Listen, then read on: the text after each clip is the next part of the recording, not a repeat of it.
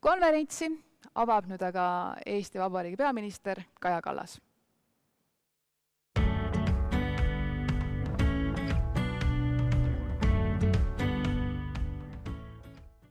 Tere kõigile! Mul on hea meel tervitada teid Naised tehnoloogias konverentsil. Kirg tehnoloogia vastu ja usk tehnoloogia võimaluste piiritusse on teinud meie väikesest riigist suure e-Eesti. Meid peetakse maailmas eestvedajateks ja eeskujudeks. Meid teatakse.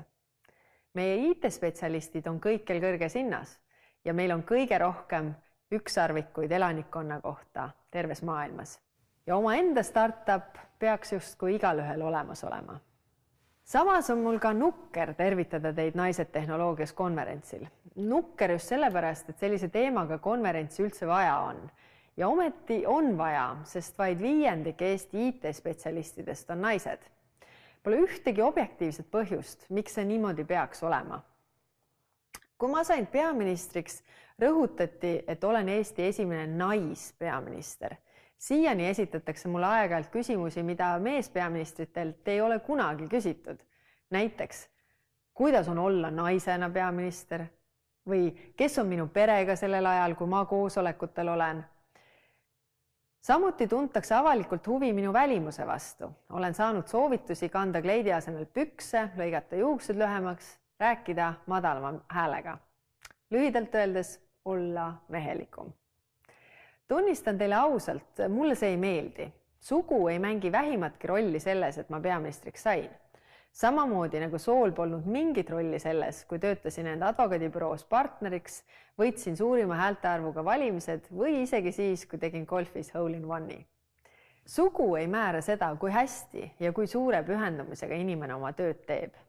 Loeb ainult see, mis on peas ja mis on südames ning kui kõrgeid eesmärke me ise endale seame.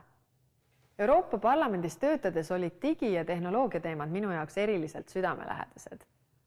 Osaliselt ka sellepärast, et nagu ma ütlesin, Eestit just selle järgi maailmas teatakse. See on meie tugevus ja seda tuleb ära kasutada.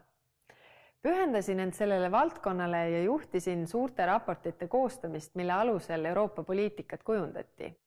Nii sain kombineerida oma 3 pädevust: tehnoloogia, poliitika ja juura. Mind kutsuti tehnoloogia teemadel rääkima sadadel konverentsidel ja ümarlaudadel üle maailma ja sageli leidsin end paneelis tõepoolest ainsa naisena. Aga ju siis keegi peab olema esimene, kes teistele jäljed ette teeb. Ja kes siis veel, kui mitte Eesti naine. Kõik on võimalik. Loevad ainult need piirid, mille iga inimene endale ise seab. Soovin teile palju jõudu, edu, tarkust ja julgust. Aitäh peaministrile nende julgustavate sõnade eest.